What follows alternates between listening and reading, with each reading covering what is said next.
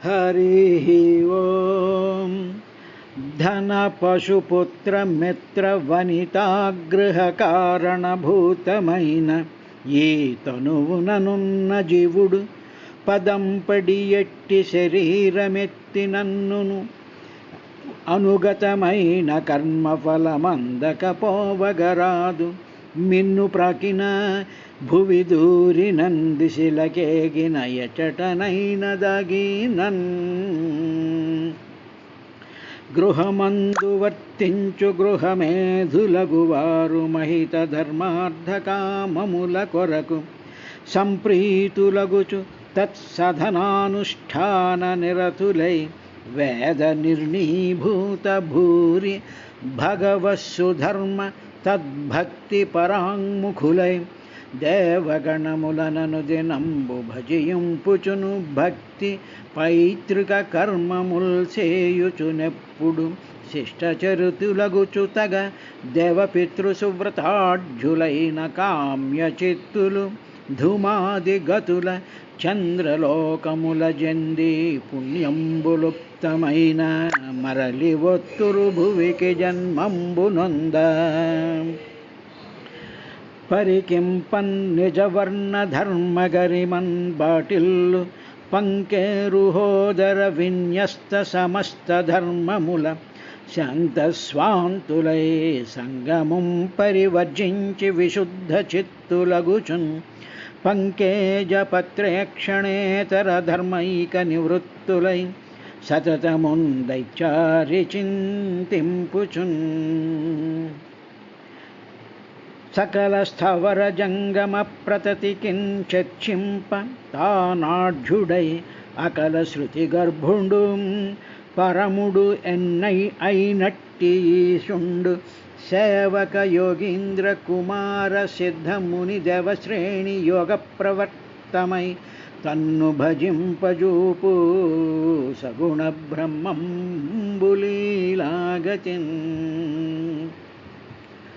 వినుత గుణోత్తరుండు గురు విక్రముడైన హరిం భజించి తన్మననల సత్కథామృతము మానుగ గ్రోలుటమాని దుష్కథల్ విని ముదమందుచుందురు వివేకహీనత ఊరపంది ఆత్మను మధురాజ్య భక్ష్యముల మాని పురేశముకేగు చాట్పునన్ హరి ఓం త్వం భవయోగ పరిభావిత హృత్సరోజాస్యే శుతేక్షితపథో నను నాథ పుంసాం యద్యద్ధియాత గురుగాయ విభావయంతి తత్తద్వపుః ప్రణయసే సదనుగ్రహాయ నాతి ప్రసీదతి తదా తదోపచితోపచారైరారాధితః సురగణైర్హృది బద్ధకామైః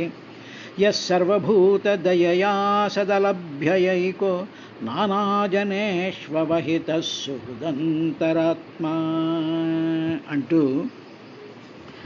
మైత్రేయ మహర్షి విదురుడికి బ్రహ్మదేవుడు పరమాత్మకు విన్నవించుకున్నటువంటి ఆ స్థుతిలో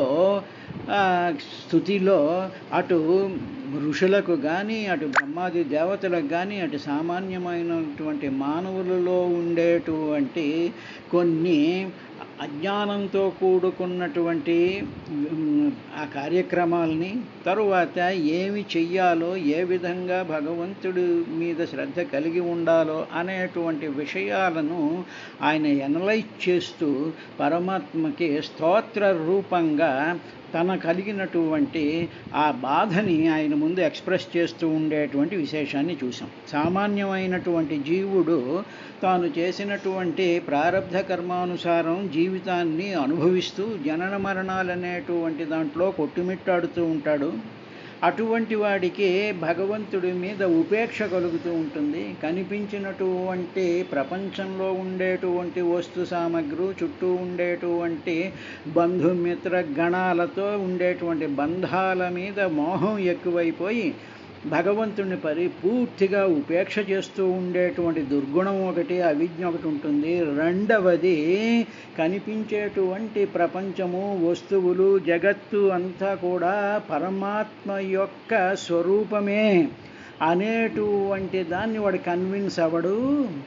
అలాగా చూడవలసినటువంటి వస్తువుని చూడకుండా ఏదైతే లేదో లేని దాని ఉన్నదిగా భావిస్తూ ఉండేటువంటి దానిని మోహము అంటారు. అటువంటి మాయ వల్ల కలిగినటువంటి మోహంలో జీవులందరూ పడి ఉంటారు, సాధారణమైనటువంటి మానవులు అని చెప్పిన తరువాత, అంతేకాదు ఇది సాధారణమైనటువంటి అల్పజ్ఞులైనటువంటి మందబుద్ధులైనటువంటి ఏమీ ఎరగనటువంటి అమాయకులైనటువంటి దీనులైనటువంటి మానవులకైతే సరే బాగానే ఉంది. కానీ దైవాహతార్ధరచనా ఋషయోపి దేవ యుష్మత్ ప్రసంగ విముఖ ఇహ సంసరంతి. సాక్షాత్తు సాధనలు చేసుకున్నటువంటి ఋషులు కూడా యుష్మత్ ప్రసంగ విముఖా, నీ గురించి నీ యొక్క కథల గురించి, నీ లీలల గురించి, అందులో ఉండేటువంటి విశేషాల గురించి కూడా వినకుండా దానికి విముఖులైపోయి నానా రకాలైనటువంటి కార్యాలలో, నానా రకాలైనటువంటి విషయాలలో, కార్యక్రమాలలో మునిగిపోయి యజ్ఞాలని, హోమాలని, మరొకటని ఇష్టకామ్యాలని, బ్రహ్మఋషి కావాలని కొంతమంది, రాజర్షులు కావాలని కొంతమంది, ఈ సమస్తమైనటువంటి సిద్ధులు కావాలని కొంతమంది, ఇలాగ సాధకులలో రకరకాలైనటువంటి కార్యకలాపాల్లో ఉండిపోయి వాళ్ళు అలిసిపోయి రాత్రులు నిద్రపట్టక మర్నాడు తమ మనోరథాలు తీర్చుకోవడానికి వాళ్ళ బుద్ధంతా కూడా నానా మనోరథ ధియాహ, ఆ బుద్ధంతా కూడా ఈ కోరికలతో నిండిపోయి యాక్టివిటీల్లో పడిపోతూ ఉండేటువంటి వాళ్ళు ఇహ సంసరంతి, ఈ లోకంలో సంసరంతి, క్లేశాలు అనుభవించేటువంటి ఈ సంసారంలో పడిపోతూ ఉంటారయ్యా. కాబట్టి అక్కడ ఋషులకు కూడా, సాధకులకి కూడా, సిద్ధులకి కూడా ఇటువంటి రకరకాలైనటువంటి చిన్న చిన్న ప్రారబ్ధ కర్మల వల్ల కాస్త పొజిషన్స్ సంపాదించేటువంటి వాళ్ళకి కూడా ఈ సంసారంలో జనన మరణం అయినటువంటి సంసారంలో పడకుండా తప్పించుకోలేకపోతున్నారు అని చెప్పి ఎవరికీ ఎక్సెప్షన్ లేదు, అందరూ కూడా మాయకు లోబడిపోయినటువంటి వాళ్ళే అని చెప్పిన తరువాత ఇంకొకటి ఆయన చెప్తున్నాడు, స్వామి నువ్వు ఎక్కడ ఉంటావు అనేటువంటి విషయం నాకు అర్థమైందయ్యా, నువ్వు ఉండేటువంటి స్థానం ఏమిటో ఇప్పుడు నీకు చెప్తున్నాను అని చెప్పి, త్వం భవయోగ పరిభావిత హృత్సరోజ ఆస్యే శ్రుతేక్షితపథో నను నాథ పుంసాం యద్యద్ధియాత ఉరుగాయ విభావయంతి తత్తద్వపుః ప్రణయసే సదనుగ్రహాయ. ఓ ఉరుగాయ, పవిత్రమైనటువంటి కీర్తి కలిగినటువంటి నాథ, నీవు తప్ప మరొకటి లేదు అనేటువంటి విషయానికి ప్రతీక అయినటువంటి నాథ, సమస్త లోకాలకి, సమస్త జీవులకి కూడా నీవే నాథుడివి, నీవే భర్తవు, నీవే పతి. పతి అంటే రక్షించేటువంటి వాడిని పతి అంటారు. కాబట్టి అటువంటి నాథ, నీవు ఈ మానవులలో ఒక వెరైటీ వాళ్ళు ఉన్నారు. వాళ్ళు ఏం చేస్తూ ఉంటారు అంటే, వాళ్ళకి ఒక విషయాన్ని వాళ్ళు గ్రహించారయ్యా. వాళ్ళు ఏమిటంటే శ్రుత ఈక్షిత పథ,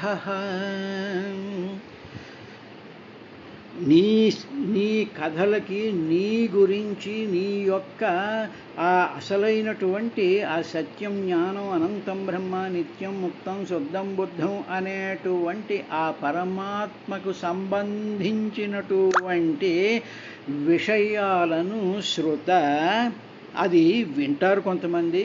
ఆ భక్తి ఉన్నటువంటి వాళ్ళు, ఆ సంస్కారం ఉన్నటువంటి వాళ్ళు, వాళ్ళ భాగవతంలోను, రామాయణంలోను, వీటిల్లోనూ చెప్పినటువంటి వాటిని శృత మొట్టమొదట వింటారు.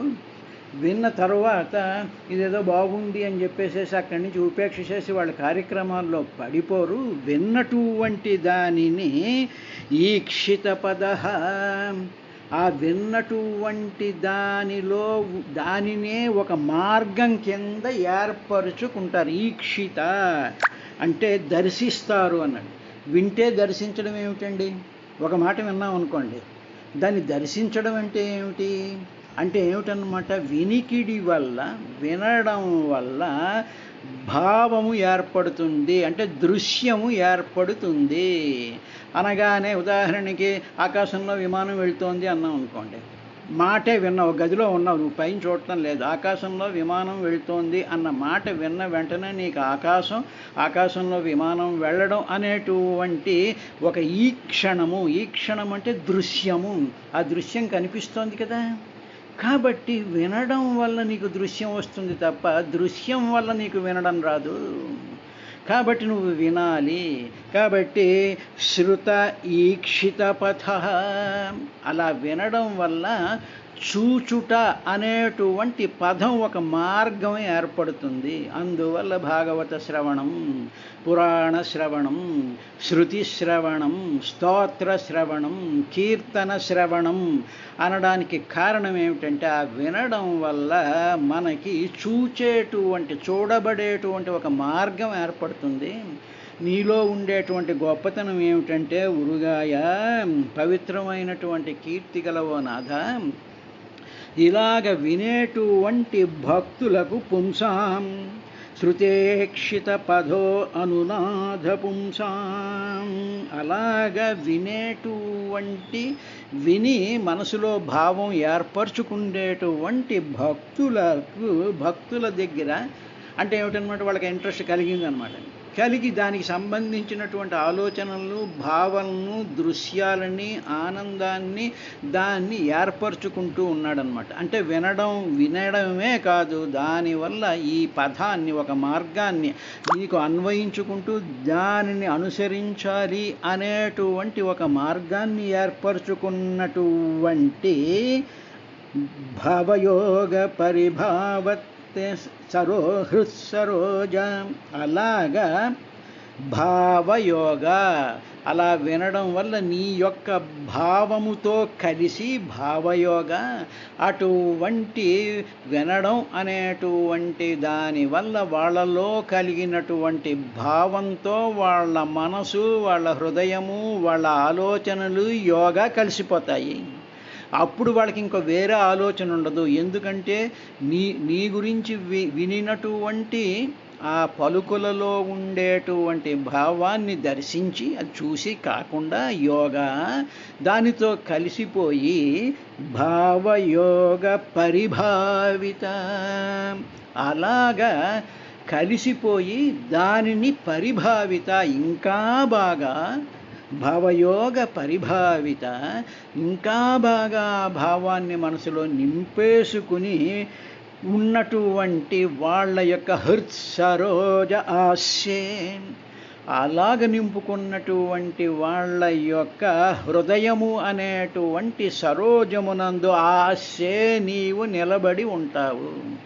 అంటే నువ్వు నిలబడి ఉండాలి అంటే, మనసులో నీ యొక్క స్వరూపం నిలబడి ఉండాలి అంటే, నువ్వు మొట్టమొదట ఈ సాధకుడు, కొంతమంది మహానుభావులు పుణ్యాత్ములైనటువంటి ఆ సంస్కారం కలిగినటువంటి వాళ్ళు వింటారయ్యా. విన్న తరువాత చెప్పినటువంటి దానితో ఒక మార్గాన్ని ఏర్పరచుకుంటారు.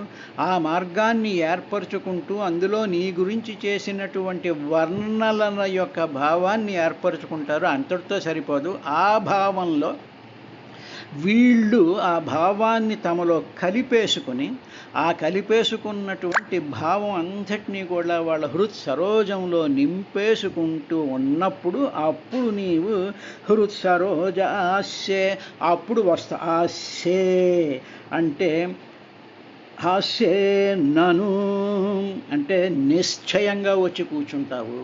కాబట్టి నువ్వు కూర్చోవాలి అంటే వినాలి, విన్నటువంటి దానిని అన్వయించుకోవాలి, అన్వయించుకుంటూ ఆ దృశ్యాన్ని పదే పదే ధ్యానిస్తూ ఉండాలి. దానిలో ఉండేటువంటి మహత్తరమైనటువంటి విశేషాల్ని పరిభావిత మాటిమాటికి వింటూ అదే నిజము, అదే సత్యము, అదే బ్రహ్మము, అదే నిత్యము, అదే ముక్తము, అదే బాధోపశమనం కలిగించేటువంటిది అనేటువంటి ఇంచుక మాయలేక మది నెన్నడువాయని భక్తితోడ.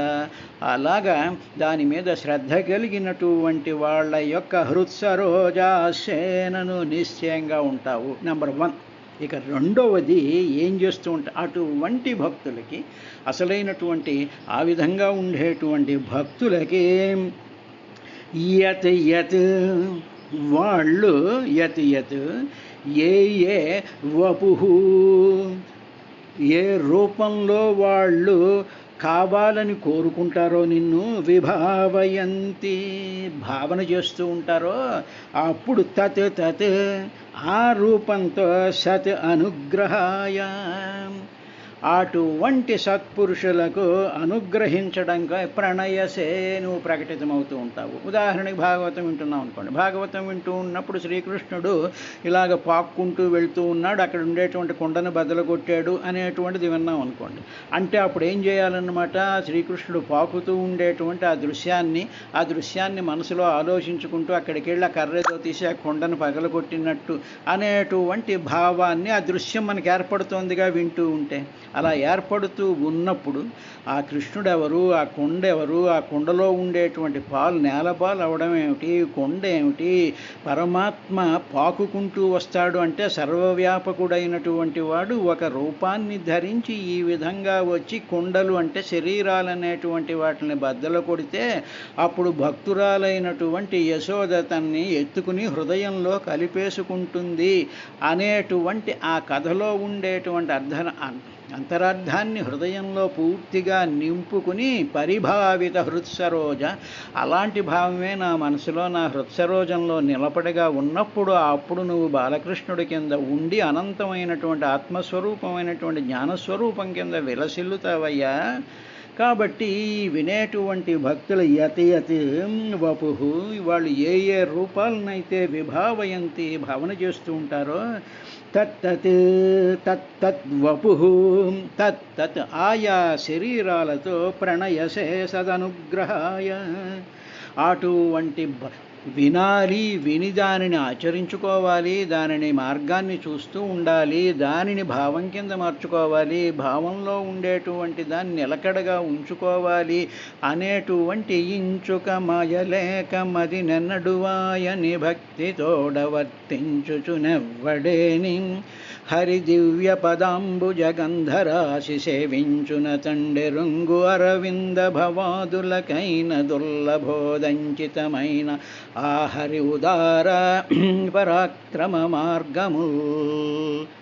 ఇంచుక మాయలేక అప్పుడు నీ చదువు, నీ సంధ్య, నీకుండేటువంటి రకరకాలైనటువంటి భావాలు, ఆలోచనలు, ఈ చెత్తంతటినీ పక్కకు తోసేసి నిర్మలమైనటువంటి హృదయంలో ఈ భాగవతంలో చెప్తున్నటువంటి ప్రతి దానిని కూడా భావ పరిభావిత హృత్సరోజంలో పెట్టుకున్నట్టయితే అందులో వస్తాడాయన. నీకు ఏ రూపంలో కావలిస్తే ఆ రూపంలో వస్తాడు. దీనిని అన్నమాచార్యులు వారు ఆయన ఒక కీర్తనలు అంట, ఎంత మాత్రమున ఎవ్వరు దలిచినా అంత మాత్రమే నీవు అంతరాంతరములెంచి చూడ పిండింతే నిప్పటి అన్నట్లు.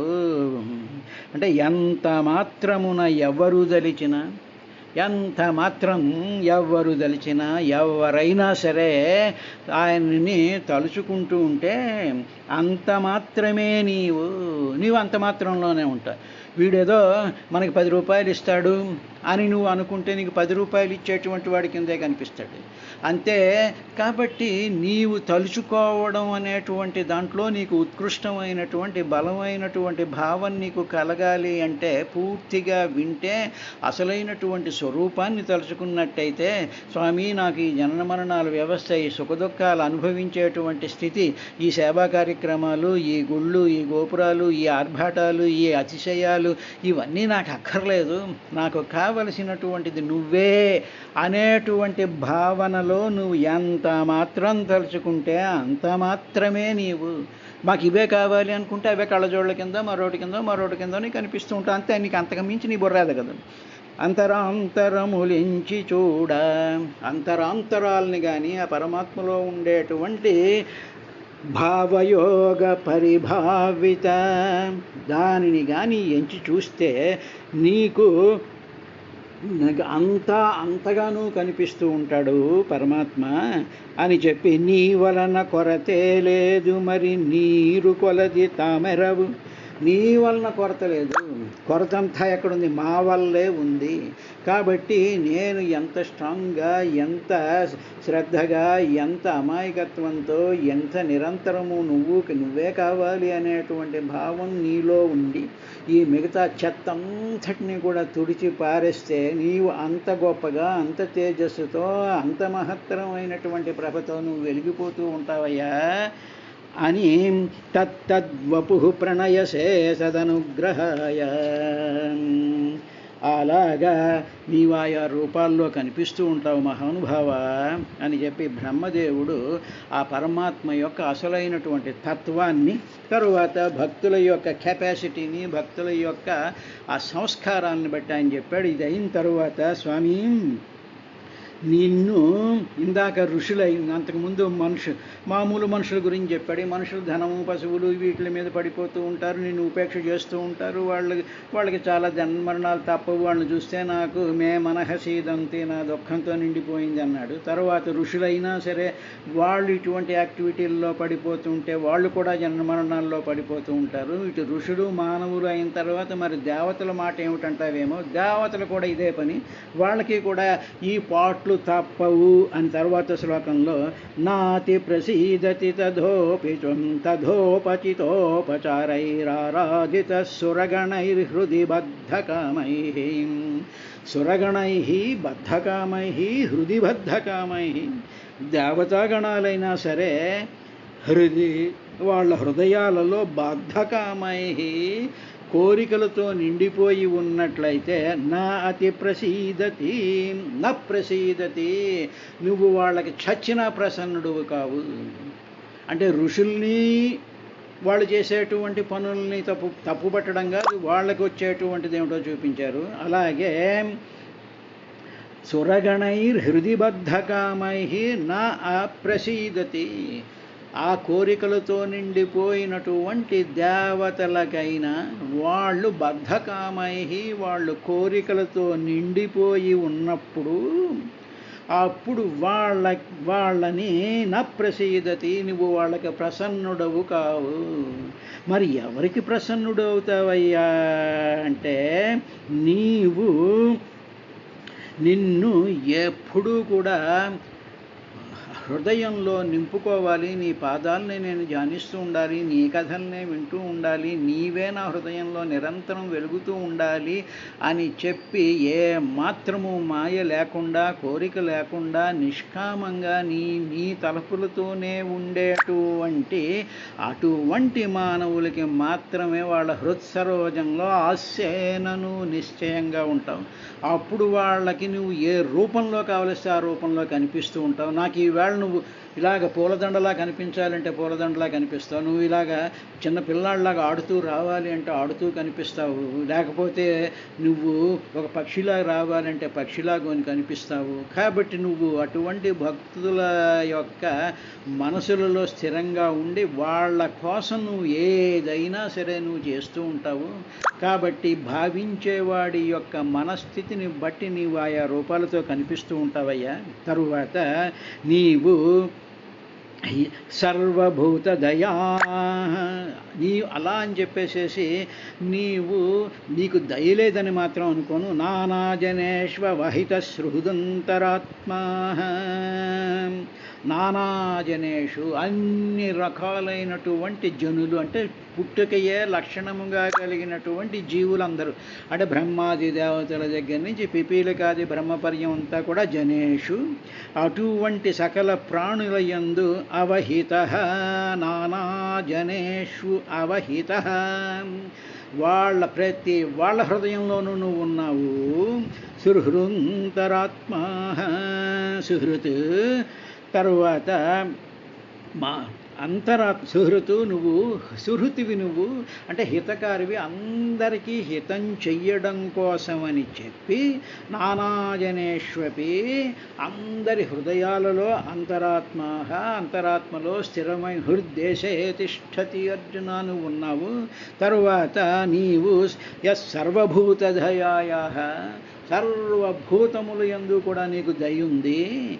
అటువంటి దయ కలిగినటువంటి నిన్ను, అద్వితీయుడైనటువంటి నిన్ను, తరువాత అసద్ అలభ్యయైకో, అసత్ అలభ్యయ, నీవు అంత దయగలిగినటువంటి నీవు అసత్ అలభ్యయ, భక్తులు కానటువంటి వాడికి మాత్రం నువ్వు చచ్చినా దొరకవు, నిన్ను వాళ్ళు పొందలేరు. అంటే భక్తి అంటే ప్రేమ. నీ మీద ప్రేమ లేకపోతే, నిన్ను ధ్యానించకపోతే, నీ కథ చెప్పడం మొదలెట్టేటప్పటికి వెంటనే బయటికి వెళ్ళిపోతూ ఉండేటువంటి విముఖులైనటువంటి వాళ్ళు, దేవతలైన, ఋషులైన, మానవులైన, గుళ్ళల్లోకి వెళ్ళి తిరిగేటువంటి వాళ్ళైనా సరే, వాళ్ళు ఎవరికీ కూడా అసతలభ్యయ, నువ్వు వాళ్ళకి చచ్చినా దొరకవు నువ్వు. కానీ నీకు దయగలిగినటువంటి వాడువు, నీ గురించి తలుచుకుంటే చాలు నీ దగ్గరికి వచ్చేస్తూ ఉంటారు. కాబట్టి అటువంటి మహానుభావుడు అయ్యా నువ్వు అని చెప్పారు రేపటి కార్యక్రమంలో మరో శ్లోకంతో.